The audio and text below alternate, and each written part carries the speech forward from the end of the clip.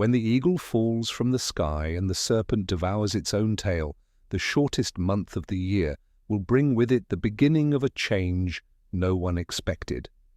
Those words were not written yesterday, nor last week. They were set down almost 500 years ago by a man who lived among shadows, forbidden books and visions that terrified even the kings of his time. A man who saw what no one else could see, a man named Michel de Nostradamus, or as the world knows him, Nostradamus. And if you're here right now watching this video in February 2026, let me tell you something you probably already feel deep in your bones. Something is changing, something big, something inevitable. And Nostradamus wrote it all down, every sign, every symbol, every date. Welcome to El Faro Interior, the only place where history, mystery, and the future meet. If this is your first time here, this is the perfect moment to subscribe, because what you're about to discover will completely change the way you see the present. Hit like right now if you feel that something strange is happening in the world, and stay until the end, because the final prophecies we're going to reveal are so shocking, they'll make you question everything you thought you knew about what's coming. Now take a deep breath, shut off the distractions and get ready, because Nostradamus was never wrong, and what he saw for this February is only just beginning. February 2026, the shortest month of the year. 28 days that, according to ancient texts, compress more destiny than all the previous months combined. And at the center of all of this, like a storm that never fully clears, stands the most powerful nation on the planet, the empire of the 21st century. But also, according to Nostradamus, the colossus with feet of clay that is about to begin to wobble. Do you remember that quatrain number 72 of the Centuries? The one that speaks of the great king of terror who would come from the sky in the 7th month. Many thought it spoke of the year 1999. They were wrong, because Nostradamus never spoke in simple calendars. He spoke in symbols, in cycles, in eternal returns. And now in February 2026, a cycle is closing in a way no one imagined, because here's the detail. Few people know Nostradamus used a dating system based on astronomical and political events, not on Gregorian years. And when you analyze the planetary positions of this month, when you observe the conjunctions forming right now over Washington, when you read between the lines of his darkest verses, everything points to a single conclusion. The eagle is losing altitude, the eagle, the United States, the nation that rose from the ashes of ancient empires and now faces its own internal flames. And at the center of that storm, like a captain gripping the helm of a ship that no longer responds, stands Donald Trump. But before we go on, let me make something important clear. This is not politics, this is prophecy. This is an analysis of historical patterns that repeat again and again, like waves striking the same coast for centuries. And Nostradamus saw those waves, described them, and warned us. Let's go back to the year 155. Nostradamus is sitting in his tower in Salon de Provence, France. It's midnight. The only light comes from a candle casting dancing shadows on the stone walls. In front of him, a bowl of black water reflecting stars no one else can see. And in that moment, as he enters trance, the visions arrive like torrents that cannot be stopped. He sees empires, he sees wars, he sees leaders who rise like meteors and fall like stones. And among all those visions, there is one that disturbs him especially. He sees a leader with golden hair, exaggerated gestures and words that split entire nations. A man who promises greatness but sows chaos. A man that people love and hate at the same time. A man who, according to the stars Nostradamus watches that night, will come to power not once, but twice. Does that sound familiar? Listen to this quatrain number 48 of the 3rd century.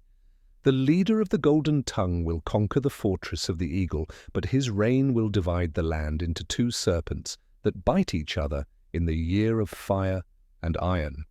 When the shortest month brings the sign, the throne will tremble, and what was strong will turn to ash, golden tongue, metaphor, or literal description. Nostradamus was known for double meanings, but also for his terrifying precision when he wanted it. a leader who conquered the White House not once but twice, a leader whose words divide the American nation like never before in modern history.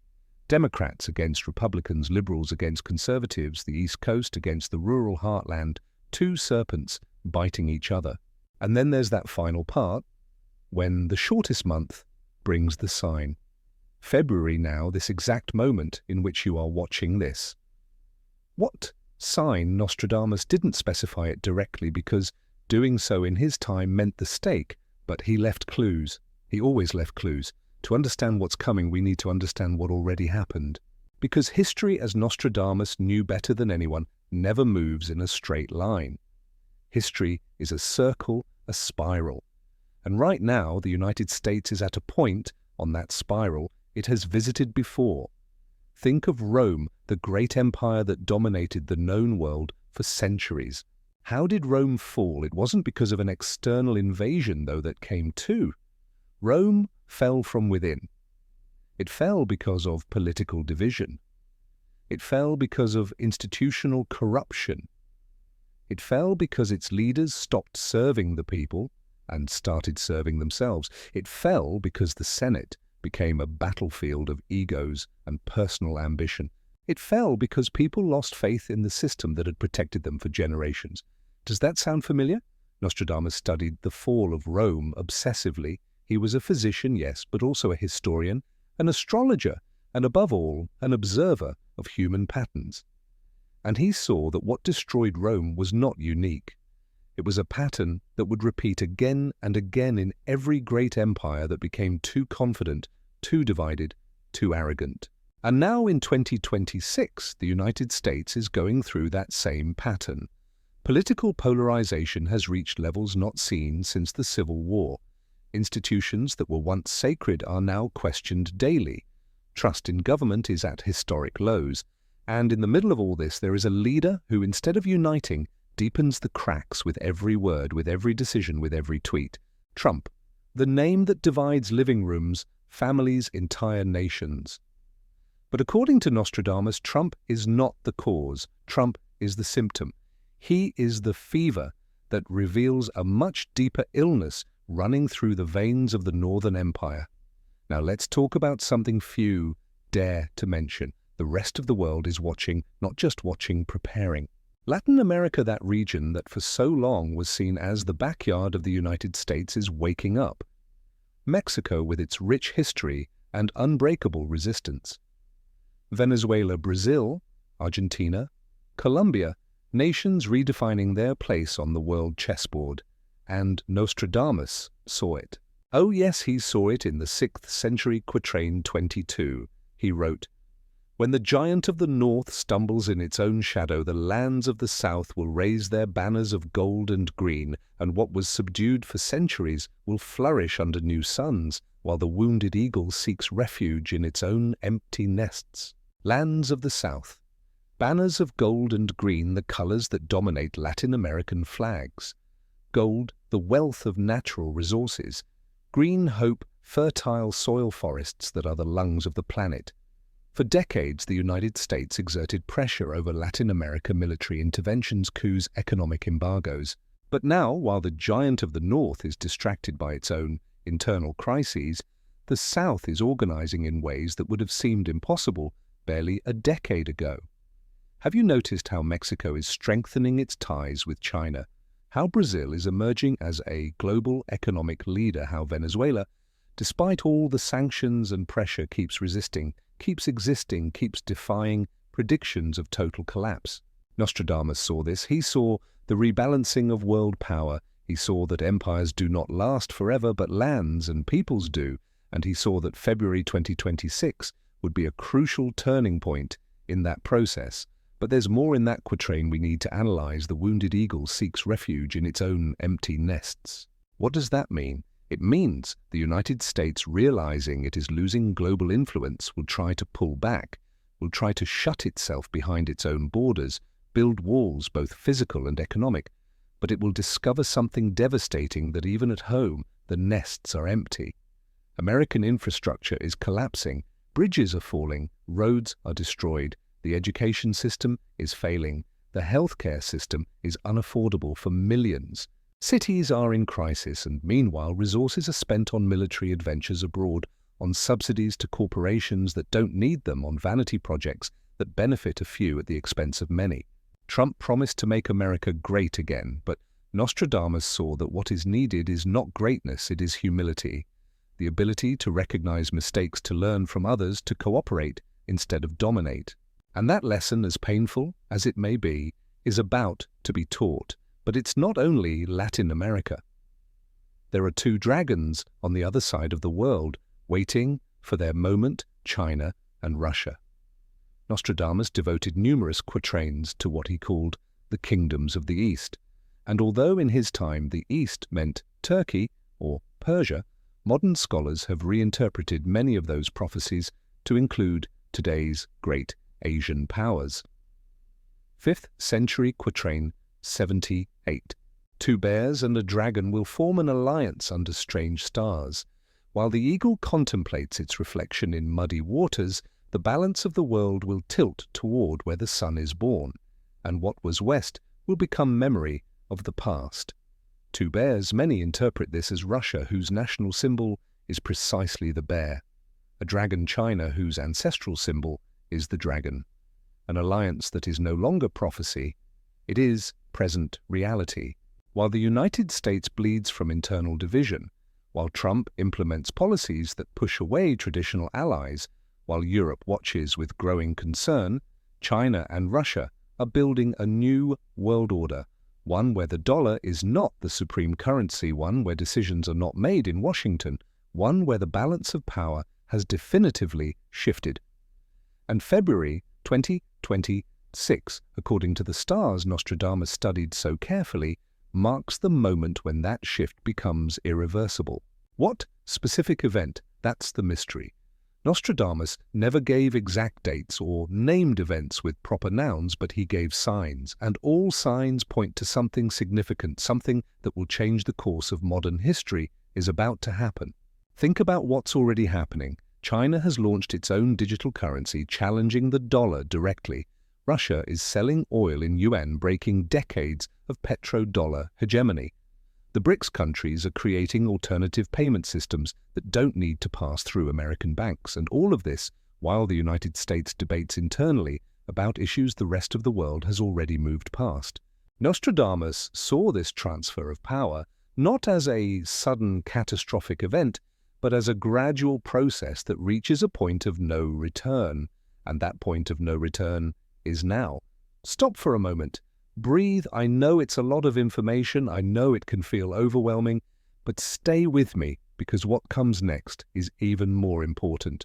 And if you've made it this far, it's because part of you feels this is real. Part of you feels Nostradamus's words carry weight and that he's right. If you still haven't subscribed to El Faro Interior, do it now, because what we're uncovering here, you won't find in mainstream news. Traditional media doesn't talk about this. They don't connect the dots. They don't see the patterns. But we do, and you do too. If you decide to stay with us, hit like if you feel the world is changing. Comment below what signs you've noticed in your own life, in your own country, because this isn't only about the United States or Trump or Nostradamus. This is about all of us, about the future we're building right now with every decision, every thought, every action. Let's go back to Trump, not because he's the villain of this story, but because he is the unwilling protagonist of a chapter Nostradamus wrote 500 years ago.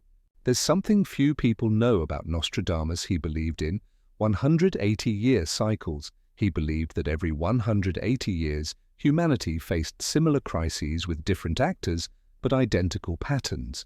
And if we count 180 years back from 2026, we land in 1846. What happened in 1846? The war between the United States and Mexico, a conflict that redefined borders, sowed resentments that still endure, and revealed the expansionist aggressive face of America's manifest destiny. A moment when the Northern Eagle stretched its claws over territories that did not belong to it. And now, 180 years later, we see an American leader who constantly speaks of walls, borders, invasions from the South, a leader who has resurrected rhetoric many thought buried in the past. A leader who consciously or unconsciously is reviving tensions that time had softened but never healed. Nostradamus saw these cycles, documented them, and warned that when cycles complete, consequences are inevitable. But here's what's fascinating. Nostradamus also saw that these moments of crisis are opportunities. Opportunities for humanity to choose a different path. Opportunities to break destructive patterns and create something new. The problem is that breaking patterns requires awareness. It requires recognizing that we're inside a pattern. And Trump, with all his nostalgic rhetoric of returning to an idealized past, represents exactly the opposite. He represents the denial that the world has changed. He represents the desperate attempt to turn the clock back to an era that honestly never existed the way he paints it. Let's talk about economies, because real power has never been military, it has always been economic. And that's where the prophecy becomes truly shocking.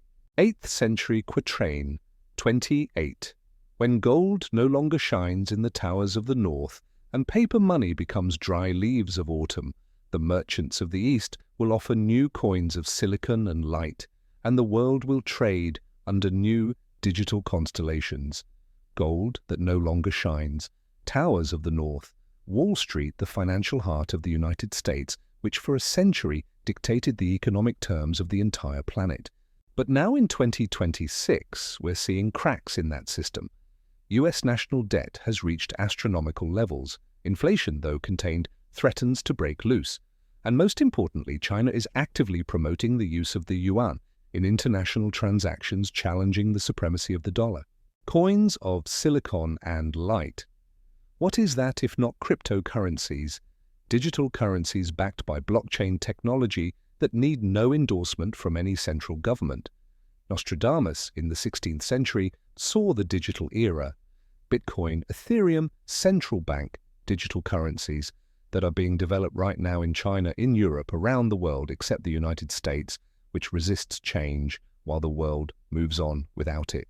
And Trump, with his protectionist economic policies, with his trade wars, with his refusal to understand that the world no longer works, like the 1950s, is accelerating that process of decline. It's not the fault of one man, of course. It's the result of decades of wrong decisions. But leaders matter, symbols matter.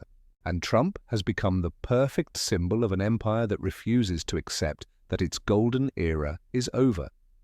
Think about this. How many times have you heard Trump speak about the future with genuine vision? How many times have you seen him propose innovative solutions to tomorrow's challenges? Most of his rhetoric focuses on a mythical past, on going back to something that once was, on restoring instead of innovating. And Nostradamus saw exactly this kind of leadership in moments of imperial transition, leaders who look backward while the world moves forward. And every time, without exception, those leaders accelerated the fall they tried to prevent. Mexico? Let's talk about Mexico, because Nostradamus devoted specific prophecies to this ancestral land. 9th century quatrain 44. The feathered serpent will awaken from its millennial sleep when the eagle of the north shows its rusted claws, and from forgotten pyramids a voice will rise that reminds the world who built the first stone stars. The feathered serpent, Quetzalcoatl, the ultimate symbol of Mesoamerican civilization, a culture that built pyramids before Europe emerged from the Middle Ages. A culture that understood astronomy, mathematics, and philosophy at levels that still astonish us today. Mexico is not just the neighbor to the south of the United States. It is a nation with a history stretching back millennia. It is the heir of the Aztecs, the Maya, the Olmecs. It is a civilization that was interrupted, colonized, exploited, but never fully destroyed. And now, as the United States weakens, Mexico is remembering who it truly is. It is strengthening its economy. It is reclaiming cultural pride. It is telling the world, we are not your backyard. We are a sovereign nation with our own voice, our own strength, our own destiny. The phenomenon of nearshoring is transforming Mexico. Companies that used to manufacture in China are now setting up plants in Mexico. Why? Because it's more efficient, closer to the US market. and because Mexico has proven to be a reliable and competent partner. But Trump sees this as a threat. He sees Mexican strength as something to be contained instead of celebrated as an opportunity for mutually beneficial cooperation. And that attitude, that inability to see Mexico as a partner instead of a subordinate, is exactly the kind of imperial blindness Nostradamus identified as a sign of decay. Nostradamus saw this awakening, and he saw that February 2026 would be part of that process. Not an explosive moment perhaps, but a moment of consolidation, a moment when the pieces on the board reorganize in ways that favor those who were underestimated for far too long. Venezuela, there's another topic Western media prefers to simplify, but which Nostradamus saw in all its complexity. 4th century. Quatrain 66. The land of black waters will resist in the beating of giants, and though besieged it will not fall, while its people keep the inner fire. Foreign merchants will fail to bend its spirit, for what is born of black gold cannot be bought with false coins. Black waters, oil. Venezuela holds the largest oil reserves in the world, a resource that should guarantee prosperity, but has also been a curse, drawing the attention and interference of foreign powers. For years, the United States has tried to influence Venezuela, overthrow. Governments impose devastating economic sanctions, but Venezuela remains there, resisting, adapting, finding allies in Russia, in China, in Iran. Is it perfect? No country is. But the resistance must be acknowledged, the determination of a people who refuse to be colonized again, who refuse to hand over their resources to foreign corporations that see only profit. Nostradamus admired resistance. In his texts, there is always a special respect for those who stand firm against stronger forces, and Venezuela, according to his prophecies, will play an important role in the global rebalancing happening right now. U.S. sanctions, far from weakening Venezuela, have forced the country to develop economic resilience, to find alternative markets, to create systems that don't depend on the financial system controlled by Washington. And in the process, Venezuela has become a model, for better or worse, of how to resist imperial pressure. Trump intensified those sanctions, thinking increased pressure would cause a rapid collapse, but Nostradamus saw that excessive pressure does not destroy, it transforms. Venezuela is transforming, and when that transformation is complete, it will be unrecognizable to those who thought they could bend it. But let's return to February 2026. Let's return to this specific month Nostradamus pointed to across so many different quatrains. What is special about February? Astronomically speaking, this month marks a rare conjunction between Mars, Jupiter, and Saturn, a conjunction that occurs only about every 200 years, and each time it happens, according to historical records, it marks significant shifts in world power. The last time these three planets aligned in this way was in 1821. What happened then? Mexico won its independence from Spain. Venezuela and Colombia separated from Gran Colombia. All of Latin America experienced revolutions that redefined the continent. Coincidence? Nostradamus did not believe in coincidences. He believed in cycles, celestial patterns that influence earthly events. And now, 205 years later, we are experiencing another similar alignment. What does it mean? It means change, deep, structural, inevitable change. It means the power structures that have dominated for decades are about to be challenged, questioned, potentially replaced. And Trump, with all his divisive policies, all his aggressive rhetoric, all his resistance to change, is on the wrong side of history. Not because he is inherently evil, but because he represents a past the world is already leaving behind. There is a profound irony in all of this. Trump came to power promising to make America great again. But what he is really doing, according to Nostradamus's prophecies, is accelerating the transition toward a multipolar world where the United States is one power among several, not the undisputed power. And perhaps, just perhaps, that is exactly what the world needs. Now, a question you're probably asking, did Nostradamus predict the total collapse of the United States? The answer is complicated. Nostradamus was not a black and white prophet. He did not predict the end of the world or total salvation. He predicted transformations. Yes, he saw crises in the United States, he saw division, he saw the loss of global influence, but he also saw adaptation. He saw that after the storm calm always comes. He saw that peoples learn from their mistakes. Eventually. The problem is the eventually. How much pain is needed before learning? How many crises before transformation? How much pride must be abandoned before humility allows real growth? Trump represents resistance to change. He represents nostalgia for an America that no longer exists, if it ever existed the way he describes. An America where everything was simple, where US power was unquestionable, where the rest of the world only waited for orders from Washington.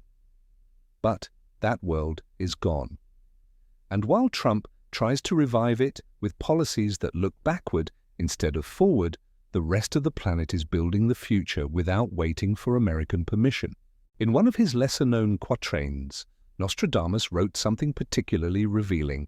The empire that refuses to see its own reflection is doomed to stumble in shadows of its own making, but from the stumble, wisdom can be made if those who fall choose to rise with humility instead of anger.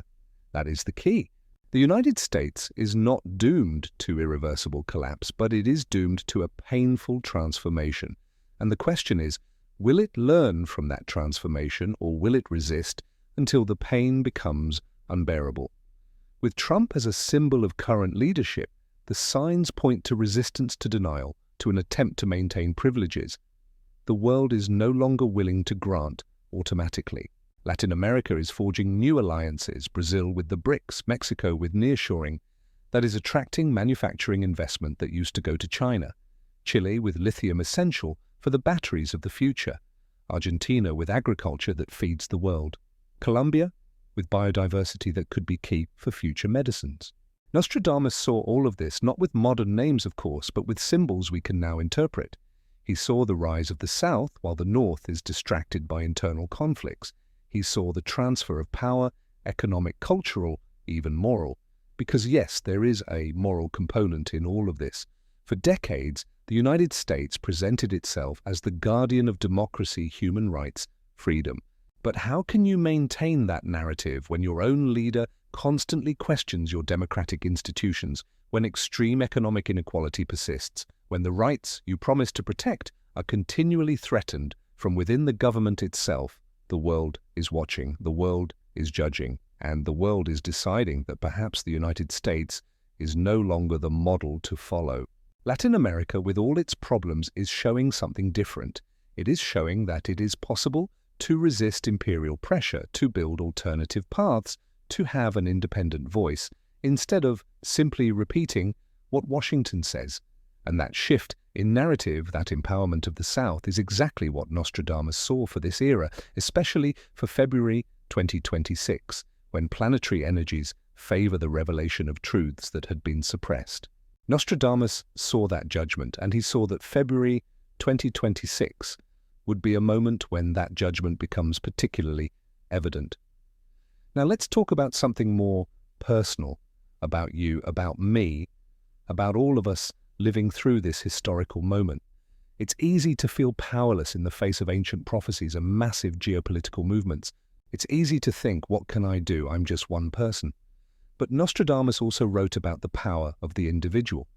He wrote that great transformations begin with small changes in collective consciousness, that each person who wakes up to the truth, who questions official narratives, who thinks for themselves, is a light in the darkness. And right now, in February 2026, the world needs those lights more than ever.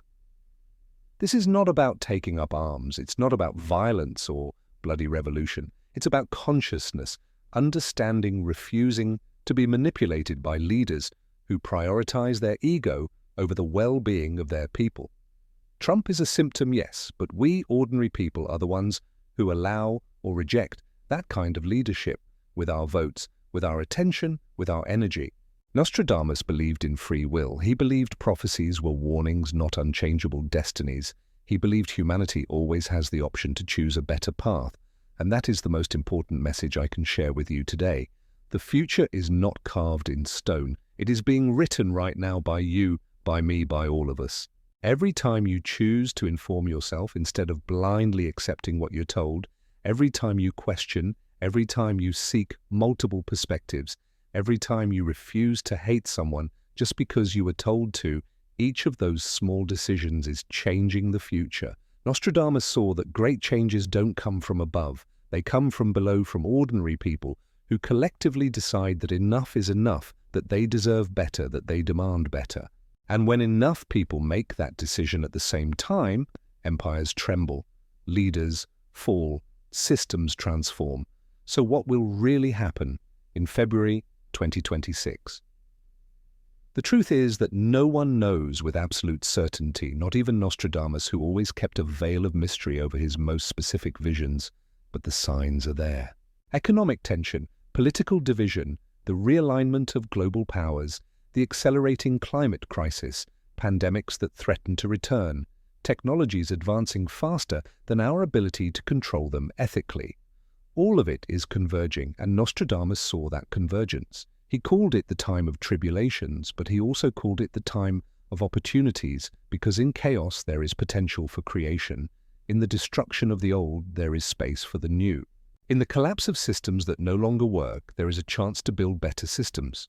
Latin America understands that. It has gone through so many crises, so many foreign interventions, so many coups and dictatorships and economic collapses, that it has learned to rise again, to adapt, to understand that true strength doesn't come from military or economic power, but from cultural and spiritual resilience. That is the future. Nostradamus saw a future where power is not measured only in dollars or aircraft carriers, but in wisdom, sustainability, the ability to live in harmony with the earth and with one another. And Trump, with his philosophy of America first, which really means America alone, is taking the United States in the opposite direction. While he builds walls, the rest of the world is building bridges. While he imposes tariffs, the rest of the world is forging innovative trade agreements. While he rejects climate science, the rest of the world is investing in renewable energy. And in the end, history will remember this period not as the rebirth of American greatness, but as the moment the United States chose isolation, while the world moved on without it. The last quatrains we're going to analyze are perhaps the most disturbing and the most hopeful at the same time. 10th century, quatrain 72, the famous quatrain of the millennium. In the year 1999 and 7 months from the sky will come a great king of terror, to resurrect the great king of Angolmois. Before and after Mars will reign by good fortune. For years, scholars debated this quatrain. Some said it referred to 1999. Nothing catastrophic happened that year, but what if Nostradamus was using a different calendar? What if 1999 was code for another moment? There are interpretations suggesting Nostradamus referred to 27-year cycles. If you add 27 years to 1999, you arrive at 2026. The great king of terror, who comes from the sky, a leader, an event, a revelation that changes everything we thought we knew. Before and after, Mars will reign. Mars, the god of war. Conflict before, conflict after, but in the middle, a transformation, a truth revealed that no one can ignore. What truth Nostradamus did not say it directly, but there are clues, there are symbols, and all of them point to a revelation about the true state of the world, a revelation that unmasks the lies the powerful have used to control the masses. And when that revelation arrives, when people finally see reality without filters or propaganda, the existing power structures will shake. Trump fears that revelation. Any leader who governs through fear, division, and disinformation fears the day the truth finally shines too brightly to ignore. Because the truth is simple, the emperor has no clothes. The empire is naked, and more people are starting to notice. And now the moment of truth, the moment you've been waiting for, the final prediction, what Nostradamus saw for the rest of 2026 after February. 2nd century quatrain 95. After the short month, 3 moons will bring revelations. The peoples of the south will rise with voices of thunder. The eagle will seek to perch, but the branches are broken. And from the fire will be born a new dawn no one expected. 3 moons, 3 months after February, May 2026. That is when Nostradamus saw the true turning point, the peoples of the South rising. Latin America finding its collective voice not through war, but through economic, cultural, and political unity. The eagle seeking to perch, but the branches are broken. The United States trying to maintain global influence, but discovering that alliances it took for granted no longer exist. Countries that once blindly followed American orders now saying, no, we have our own path. And from the fire, a new dawn. Crisis that generates transformation, pain that generates learning, the collapse of the old that allows the birth of the new. This is not the end of the world. It is the end of a world, the world of unquestioned US.